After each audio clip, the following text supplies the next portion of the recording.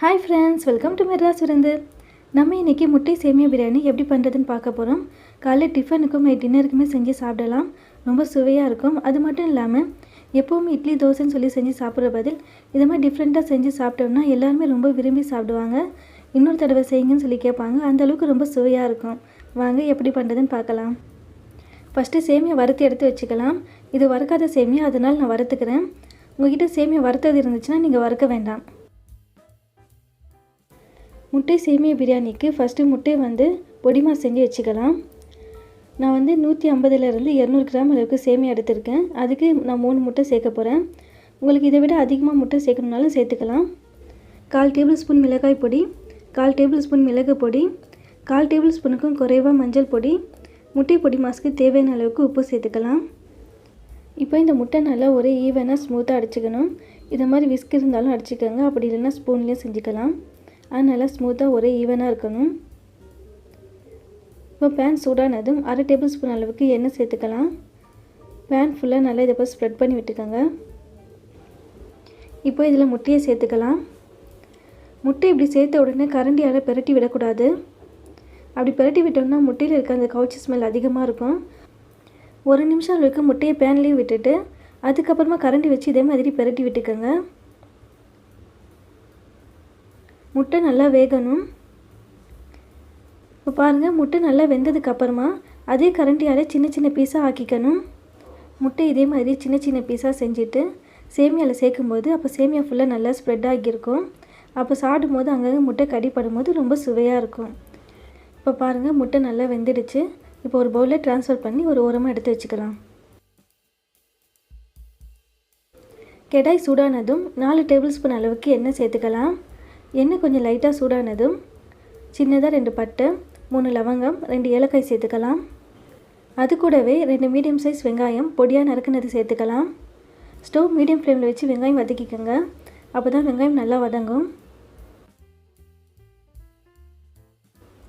வெங்காயம் நல்லா golden brown colour வர வரைக்கும் வதக்கிக்கணும். இப்போ பாருங்கள், வெங்காயம் நல்லா வதங்கிடுச்சு. இந்த அளவுக்கு தான் வெங்காயம் நல்லா வதக்கிக்கணும். அது கூட 1 டேபிள் ஸ்பூன் அளவுக்கு இஞ்சி பூண்டு விழுது சேர்த்துக்கலாம். பிரியாணிக்கு எப்போவுமே இஞ்சி பூண்டு விழுது கொஞ்சம் அதிகமாக சேர்த்துப்பாங்க. அப்படி சேர்க்கும் போது தான் அந்த பிரியாணியுடைய ஃப்ளேவர் ரொம்ப நல்லாயிருக்கும். நம்ம செய்கிற இந்த முட்டை சேமியா பிரியாணிக்கும் இஞ்சி பூண்டு விழுது 1 டேபிள் ஸ்பூன் அளவுக்கு சேர்த்துருக்கோம். அப்படி சேர்த்தா தான் அந்த பிரியாணியுடைய ஃப்ளேவர் நல்லா நம்மளுக்கு கிடைக்கும். இன்னும் நல்லா ஃப்ரெஷ்ஷாக அரைச்சி இஞ்சி பூண்டு விழுது சேர்த்திங்கன்னா இன்னுமே அதோடைய ஃப்ளேவர் ரொம்ப சூப்பராக இருக்கும். இப்போ பாருங்கள், அந்த இஞ்சி பூண்டு விழுதில் இருக்க அந்த பச்சை ஸ்மெல் போகிற வரைக்கும் வதக்கிக்கலாம். இப்போ பாருங்கள், இஞ்சி பூண்டு விழுதும் நல்லா வதங்கிடுச்சு. இப்போ இது கூட ஒரு மீடியம் சைஸ் தக்காளி பழுத்த பழமாக எடுத்து சின்ன சின்ன பீஸாக கட் பண்ணி சேர்த்துருக்கோம். தக்காளி நல்லா வேகணும்னு அவசியம் இல்லை, லைட்டாக வதங்கினாலே போதும்.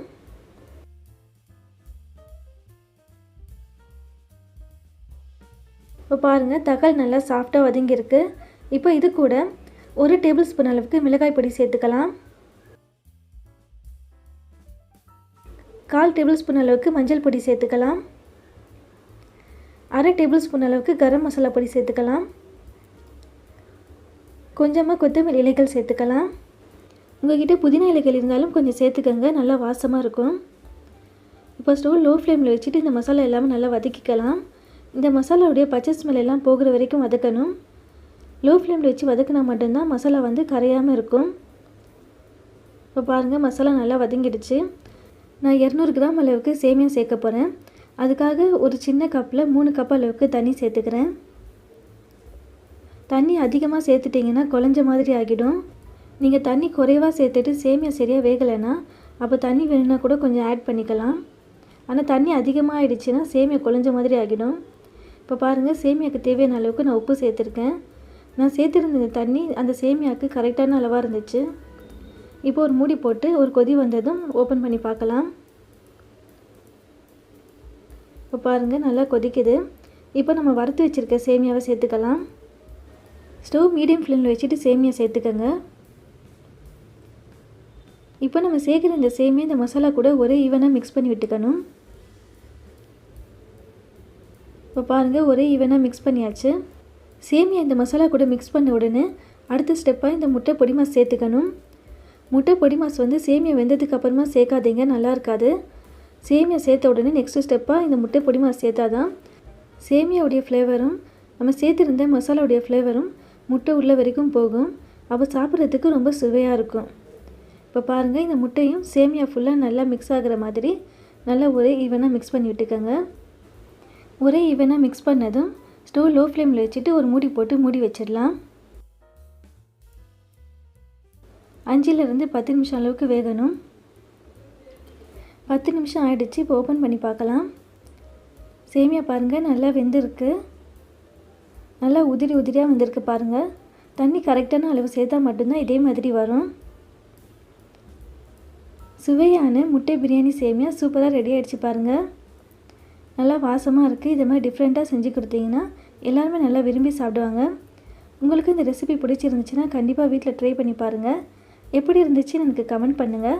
மறக்காமல் நம்ம மெட்ராஸ் விருந்து சேனலுக்கு சப்ஸ்கிரைப் பண்ணிக்கோங்க. இந்த ரெசிபி ஃப்ரெண்ட்ஸ் ஃபேமிலி வேறு யாருக்கா தேவைப்பட்டாலும் ஷேர் பண்ணிவிடுங்க. தேங்க்யூ.